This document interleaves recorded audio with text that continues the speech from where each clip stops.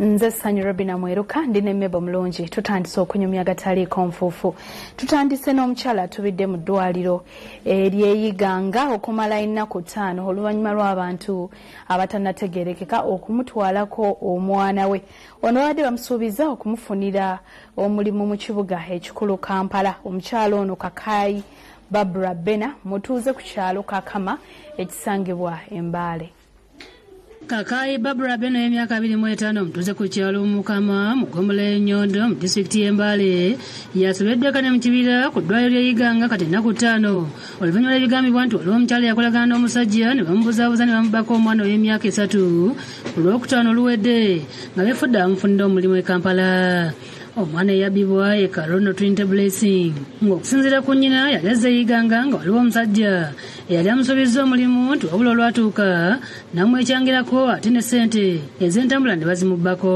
Nava Mbaale nga ndi muyiganga utonedde okukolera we namukula essimu akati ate gy'asobola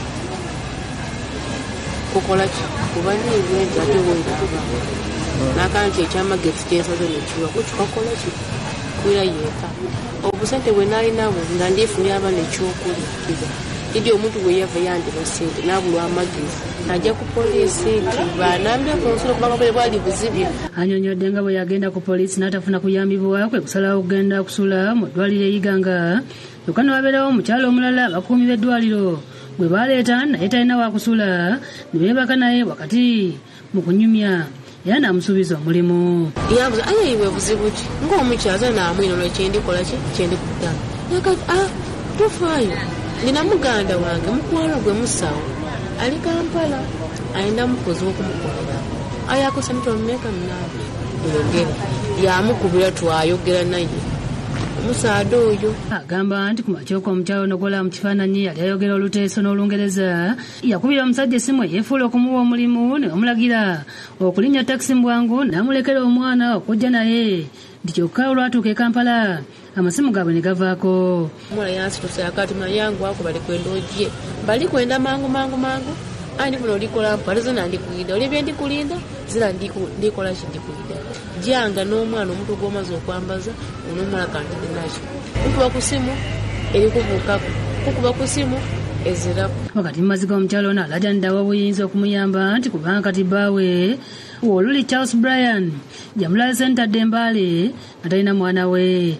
Balina obulumi obungi kwekaza edina obulumi bwekati bemwene embeera y'okwenjigiriza jabikanga n'omuntu yena gamulekulira titikwenda mmemu eyo mbeera ate tufuna omwana owundi. Akulira eddwaliro lino Ramadhan Gaboli agambye nga batavunaanyizibwa ku bantu abasola mu ddwaliro nga tebalina balwadde. If you're not in that category of a caretaker or a patient, this is not a place for you. Avunaanyizibwa ku nsonga z'abaana n'amaka eyiganga Yusufu Basiba asabye abantu abamanyi omukyalo nsako n'omwana yabbiddwa okutemya kuba obuyinza. Omwana oyo ayogera Lukisulu wonka omuntu yona yena gye munaabonako ng'alina omwana oyo tusaba mutuukirira ab'obuyinza. Mu kiseera kino omukyalo ono alina omwana omulala omuto ng'agenda mu maaso n'okulabirirwa Grace Kaziba ow'ekitongole kya Nakyewa ekya Faith Babies Home okusobola okumuwa ekyokulya. Able to bring some little help for food that will give her some little money to feed herself and the child. Omuwagizi wa poliisi mu kitundu kya East Musoga Diana Nandawula ku lukomo lwa ssimu agambye nga batandise omuyigo ogw'okuzuula ababba omwana ono. Ate kirungi n'ennamba zaabwe ez'amasimu zonna azimanyi so ne process y'okutrackinga amasimu gano egenda mu maaso okusobola okulabira ddala wa watuufu abantu bano beyabadde ayogera nabo ku ssimu abateeberezebwa okuba nti balina kye bamanyi ku mwana ono gye bali. Ivan Wakibi yakusakidde eggulu lino ku Lwabukedde TV. Poliisi ekubye amasasi mu bbanga okugumbulula abantu ababadde bakuŋŋaanye ku poliisi ey'e Bukasa oluvannyuma lw'omusirikale okukuba omukyala essasi mu liiso n'amuleka ng'ataawa. Mu kiseera kino abapoliisi 2 bakwatiddwa ng'okunoonyereza bwe kugenda mu maaso. Wabaddewo obunkenke poliisi y'e Bukasa mu disitulikiti y'e Wakiso poliisi bwekubye amasasi mu bbanga ng'eddusa abagambibwa okuba omukazi Nansereko Viola essasi mu liiso erimulese ng'ataawa.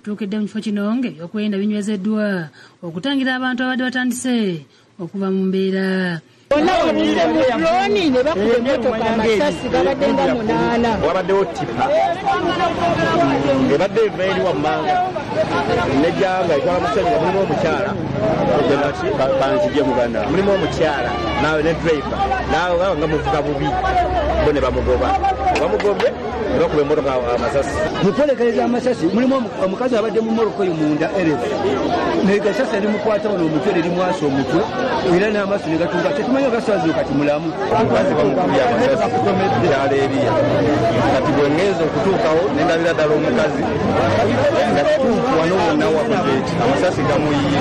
Tewali musango gwe bamukubidde kuba bagambye nti bano omukazi n'omusajja abadde mu kamotoka mbu babakoonye nede emmotoka gye bagaa nti no bakoonye tebalaga kulaka yonna ebaddeko. Ate babakonibidda bakonye ku mmotoka nti musembereeyo ate babakasukira akakebe k'amazzi olugize omukazi ne baloka bamukuba amasasi.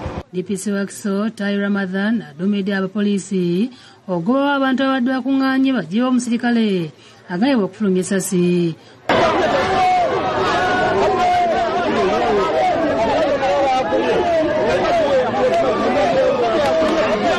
Wabula kino tekirobedde abantu okusukasuka amayinja eri poliisi nayo ne baanukuza amasasi. Kigambibwa okuba nti omukwato olwoddusiddwawo ku Kabangali bagenzi bawandagaza amasasi mu bbanga okugumbulula abantu.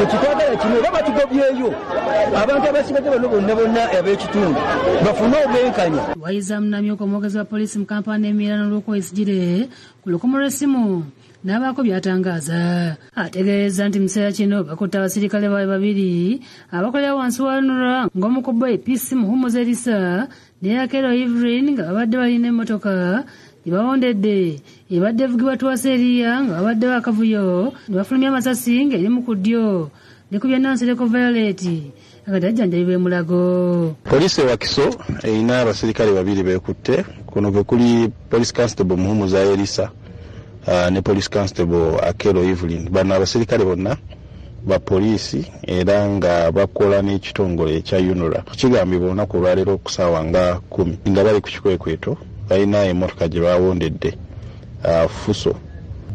Mu mbeera eyo wabaddewo akavuvuŋŋano era ne basobola okuba nti nno bafulumya amasasi era agamu kugana amasasi gyabadde akuba mu bbanga erimu ku lyo ligambibwa okuba nti nno lye lyakutte omukyala Nansereko Violet. Abo batuusa ne Noliyati Namagembe bakusakidde eggulu eno ku Lwabukedde TV. RDC w'Entebbe Jackie Kankunda atuuzizza olukiiko ku nsonga z'ettaka erikaaniddwa Omukadde Namakula n'abooluganda lwe. Ono emboozi ye twagikulagako mu kataliiko nfuufu mwezi ogwo nga batafunanga ku ssente. Ekiba kyange kigandiddemu yamenya enju yange yamenya ttoli yange nakumawo n'amenyera ebimera byange nabizzeemu kyalo yabanidde ekibanja kyange ate nga talina ndagaano ekakasani yamubudde ekibanja kyange. Wano abagabi b'obuguzi bw'ekibanja kino bagiye butambi obwakwatibwa nga yine mutabani baabwe ba ssente obukadde 7.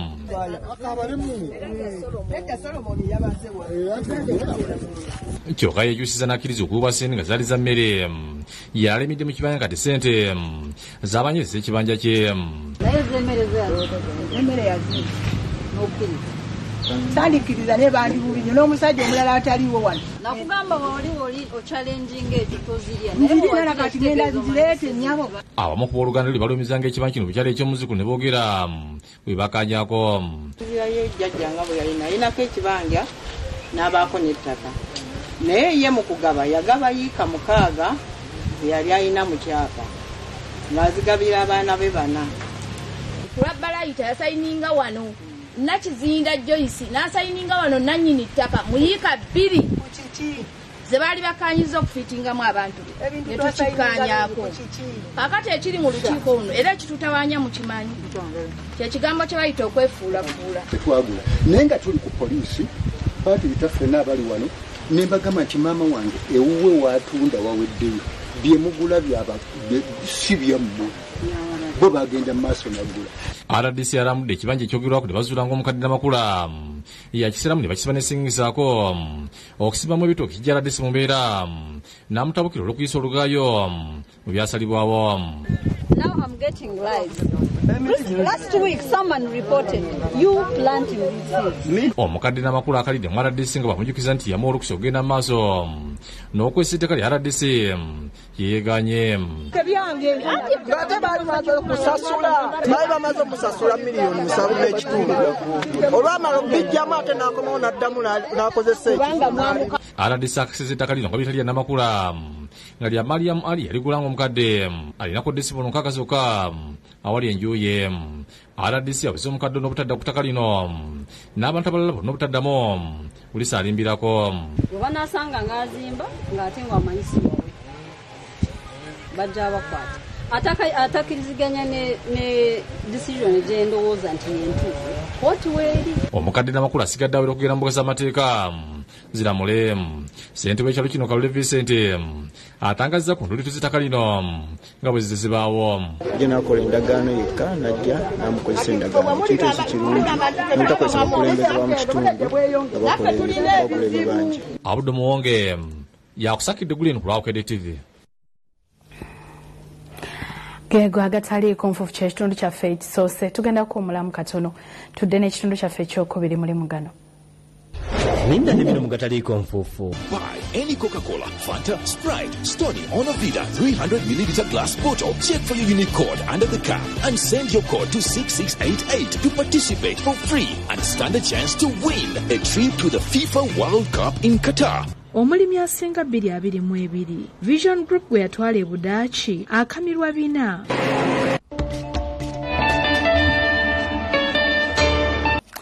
Weewaawo gwe tukyatambula naye otukoledde ddala bulungi tuli mu kitundu kyaffe ekyakubiri ekyagataliiko nfuufu. Kino tukitandise ne Pulezidenti Museveni asisinkanye ekibinja ekivudde eggulu ku nteekateeka z'okulangirira Father Ambrose mu lubu olw'abeesiimi. Ensisinkano eno ebadde maka g'obwa Pulezidenti Entebe ng'era emikolo gyakubaawo ng'ennaku z'omwezi 2 omwezi ogw'Ekuminogumu. President Museveni akakasizza abakatoliki nga gavumenti bwegenda okuwagira enteekateeka ez'okulaba nga Father Dr. Guspe Ambrosoli eyali owa Komboni Missionary Society eyafa emyaka 35 egiyise alangirirwa mu lubu lw'abeesiimi.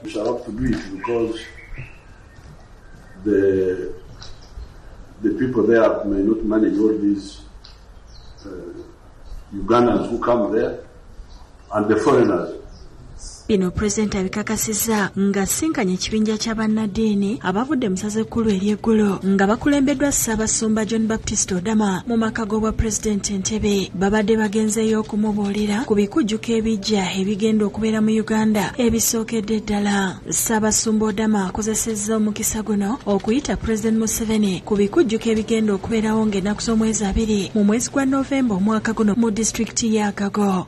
It will be a big honor that the one gang should be there to see what is happening. Okusinziira ku Ssaabasumba Odama, essaza ly'eggulu lyetaaga obukadde 223 okutegeka emikolo gino wamu n'obukadde 150 ezigenda okukozesebwa okuzimba eddwaliro lya Dr. Ambrosoli Memorial Hospital. President Museveni era alagidde Ministry y'ebyentambula n'emirimu okola ku luguudo awagenda okubeera ebikujjuko bino okuli olwa Clark Patong ne Agago wamu n'olw'Ekkuumi Kalongo okudde Patongo. We are ready to do the road, but they shall definitely struggle with this. It's now a whole month. Emyaka egiyise okulangirira abaweereza mu bwesime kubadde kukolebwa Vatican wokka naye oluvannyuma baakyusaamu nga kati omuntu asobola okulangirirwa gye yakolera ebirungi nga Ssaabasumba Odama bw'alambulula ebikujjuko bya kutambulira ku mulamwa ogugamba nti obuweereza bwa Katonda eri abantu bababonaabona nga gwe mulundi ogusookedde ddala omukolo ogw'okulangirira omuntu mu bwesime mu Uganda okukolebwa kuno ng'ennaku z'omwezi 28 omwezi gwa Novemba 2019 Papa Francis yalagira ebyamagero ebyakolebwa Father Ambrosoli bikuumibwe mu kyapa era n'asuubiza okuweereza omubaka okuva e Roma. Ssaabalamuzi Alfonso Wenyedolo abulidde Pulezidenti nti omukolo ogujja gugenda kuba mukisa munene eri eggwanga olw'ebyo Father Ambrosoli bye yakola. This is an exception and this is a great opportunity So it is both international because so many people come from all over the world. Minister wa Ssemateeka n'Essiga Eddamuzi Norbert Mao yeebazizza President olw'okulaba ng'omukolo guno gubeera ku ddala ly'ensi yonna. We are grateful that you have made a commitment to come in person. We are grateful that you have agreed to put in resources. We are grateful that you have mobilized government ministers to be part of this. Father Dr. Mbrosoli agenda okubeera omuntu ow'okusatu mu bukiikakkono bw'eggwanga okulangirirwa mu lubu lw'abeesiimi ng'ogyeko Gildo Irwa ne Daudi Okero. Akulira Vision Group Don Wanyama olunaku olwaleero akwasizza ambasada wa Bungereza mu Uganda ekitabo ekirimu obubaka obukubagiza bannayuganda bwe bawandiika nga bakongobagira eyali Queen wa Bungereza. Ekitabo abantu mwe bawandiika obubaka obukungubagira eyali Nnabakyala wa Bungereza Elizabeth II akulira kampuni ya Vision Group Don Wanyama akitutte ku kitebe kya Bungereza wano mu Kampala okukikwasa omubaka waabwe mu Uganda Kate Eyre nga werekeddwa akamyuka omukuŋŋaanya w'okuntiko owa Vision Group Felix Osike. Wanyama annyonnyodde Kate ekyateesaawo ekitabo kino abantu okuwandiikamu obubaka bwabwe. Nga kibakutteko nga Queen afudde era gwe mukimanyi mwagala gabukedde abasoma amawulire gaffe gabukedde tezamwalaba nga headlines zaffe zonna ate nga zitunda nga era abantu ekya Queen kibakutteko netusalawo nti tutekewo ekitabo kino ekya condolence ku ofisi yaffe abantu bajje baleke obubaka. Okusinziira ku Wanyama ekitabo kyasibwawo olw'omukwano Queen gwe yalina omungi eri eggwanga lyattu nga kino kyeyolekera ne mu mwaka gwa 2007 bwe yasalawo okuteekera wano olukuŋŋaana lw'amawanga gonna galiko mu luse lwa Bungereza kiyite ekyogamu. Queen yajja mu Uganda emirundi ebiri, emirundi egyo gye yagiramu Uganda yafunamu olwasooka yajja mu 54 1954 bwe yajja kulawo ddaamu yaffe eya Owen kati gye tuyita Nalubaale. Yaddamu yasembayo okujja yali mu mwaka gwa 2007 bwe twali ne Kyogamu. Ambasada Kate asiimye Vision Group olw'obwagazi bwe yalina ku Queen ne bannayuganda bonna okutwaliza wamu ng'ekitabo kino bakisitula bukolokolo kitwalibwe eri famire y'oluli olulangira e Bungereza. Just to realise that a woman who meant a huge deal to the people of my country also meant a huge deal to the people of yours. And that to share, you know that to share grief makes that grief somehow lighter. Ayogedde ku nkolagana eri wakati wa President Museveni sako ne Bungereza okutwaliza wamu nga abadde musaale mu kugatta ag'enjawulo. And I have to say, in terms of our experience, both as the British High Commission, but also as for British people here in Uganda, that warmth is phenomenal. And I've served in a lot of countries, and Uganda, it's right. She was absolutely right when she said it is those human traits that Ugandans have that will carry your country through and ensure that it achieves its potential. Akasizanga enkolagana y'amawanga gonna agali mu luse lwa Bungereza bwejja okugenda mu maaso.